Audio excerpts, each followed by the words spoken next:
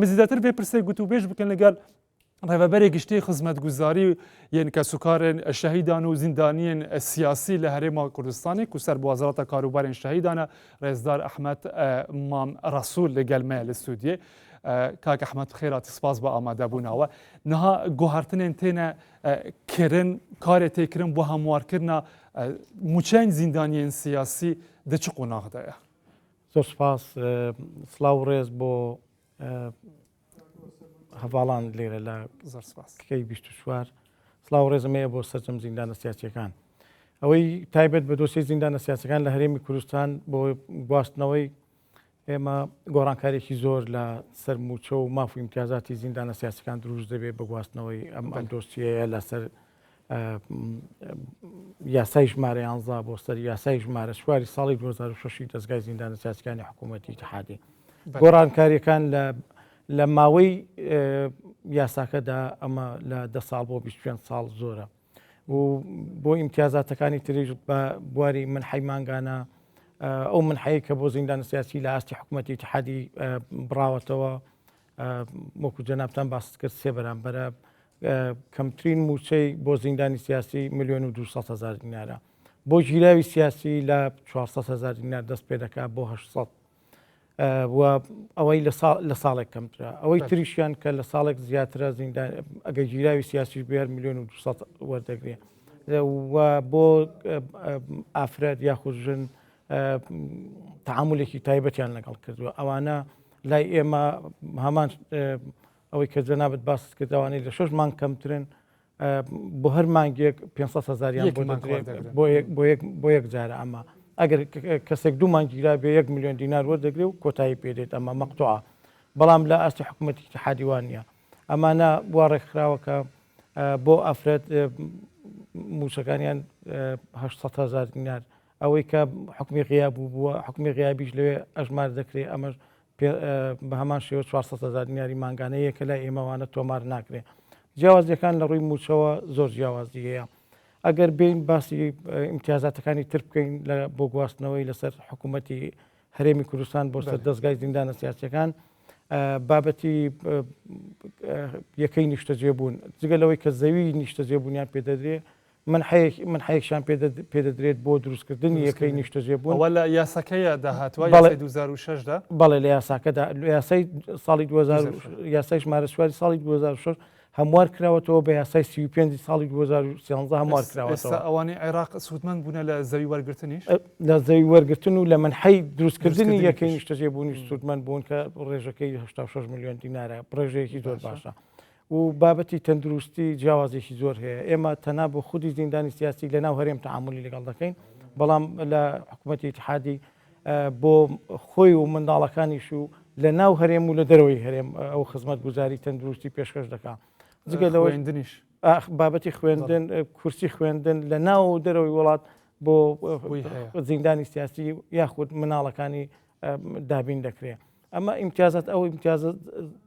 بابەتی حەج ئەگەر باس بکەین یاخود سەفەر و سیاحە بڕی 5 ملیۆن دینار ساڵانە بۆ هەر زیندانی سیاسیەک خرج دەکرێت ئەگە بچێتە حەجیان سەفەر بکات بۆی هەیە لە هەر وڵاتێک لە وڵاتەکان بۆ سەفەر و سیاحە ئەو کەسانێک کە دەستنە حەج دیاری کرا و کەسانش کە دەدانێت بچن سەفەری ئێستا هەموو ئەمانە ئەگەر کار لەسەر دەکرێتن زیندانیانی سیاسیش سوودمەند بن لێی هەموو ئەم خاڵا ئەرێنیانە یان هەندێک یان تەنها هاوتاکردنی موچەیە چۆنیەوە نا ئەمە ئەوەی ڕاستی بێت بابەتە گرنگەکە ئەوەیە کە ئێستا بەڕێز سەرۆکوەزیران لە ساڵی 2023 موافقەتی بۆ کردین کە دۆسی زیندانە سیاسیەکان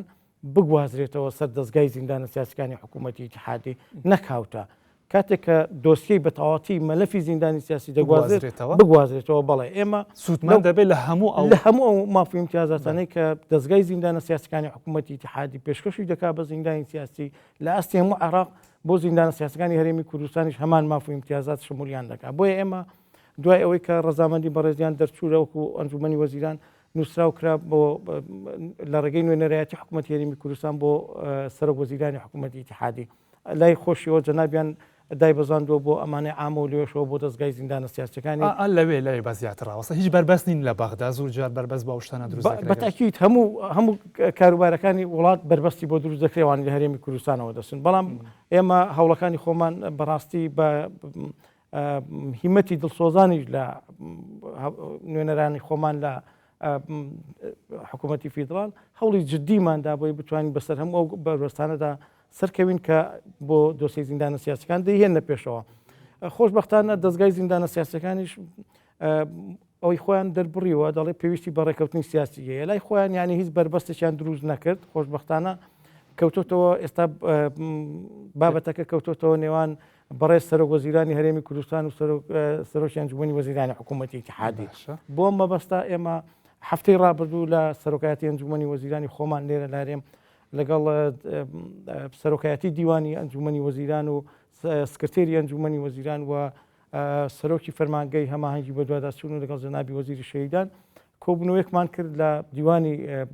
ئەنجومەنی وەزیران خۆشبەختانە تێگەیشتنێکی دروستمان گەڵاڵە کرد بۆی بتوانین ڕێکەوتین لەسەرەوەی نووسراک بە واژۆی جەنابی سەرۆک وەزیران ئاراستە دەکەین بۆ بەڕێز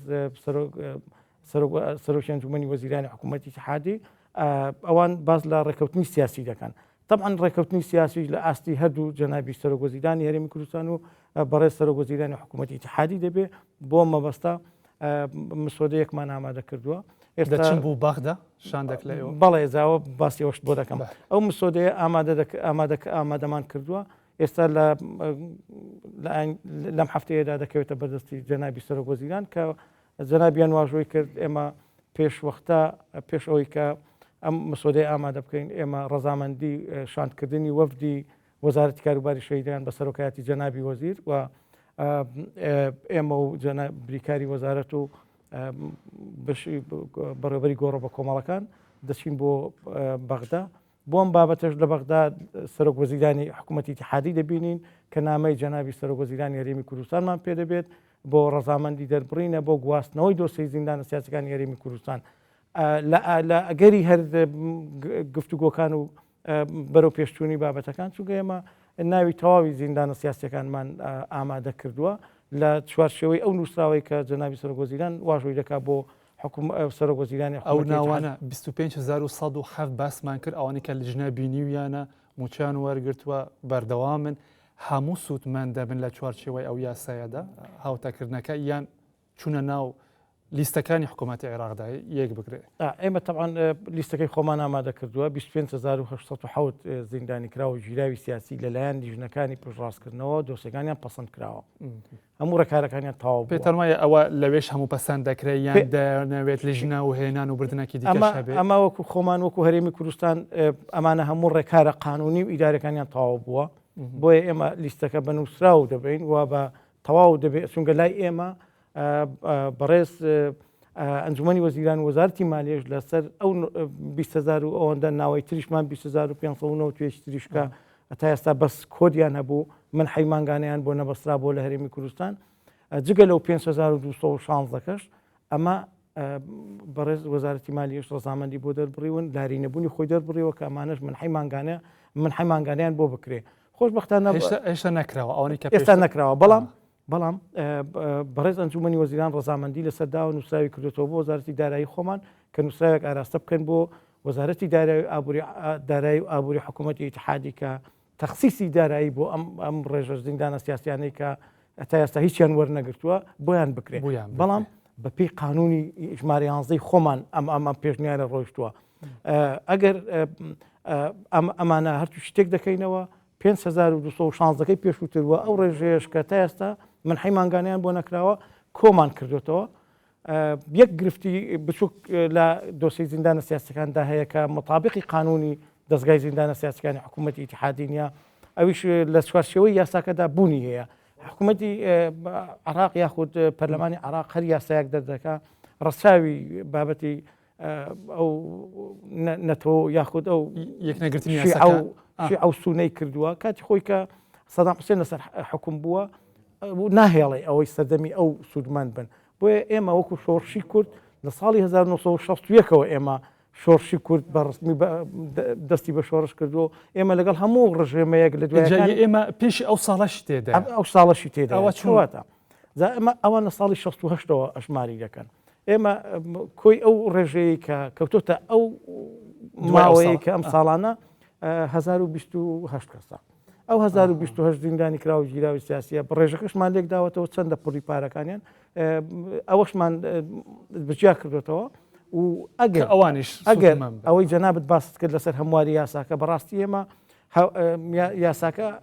هیچ هەموارێکی ناوێت گەلەو بڕگەیە نەبێ ئەم بڕگەیە لەبەرەوەی متابق نییە لەگەڵ ئێمە لەگەڵ شۆڕشی کورد نایەتەوە بۆیە دەبێ ئێمە لە ڕێگەی پەرلەمانتارەکانی خۆمانەوە داوا بکەین کە لە هەموارەکەیدا یەک مادەی یەکەم لە یاسای ژمارە 4 هەموارکراوی ساڵی 2006 مادەیەک هەموار بکرێتەوە کە باز لە ئەم یاسایە بەسەر چێدا جێبەجێ دەکرێت ئەم بڕگەیان هەموار بکرێتەوە کێشەکە حل کاک ئەحمەد بە کورتی خۆشم کوڕی زیندانی سیاسی باوکم زیندانی سیاسی بووە ناوی تومار کراوە و هێشتا سوودمان نەبووە لەوانە چەند هەزارەکە باست کرد بەڵام جگە لەمانە هەیە هێشتا خۆی تومار نەکردبێتن لیژنەی نەبینی بێتن دادوەر نەیبینی بێتن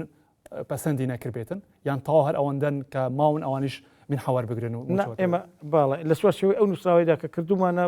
بەڕێز جەنابی سەرۆکوەزیران واژۆی دەکات بۆ بەغدا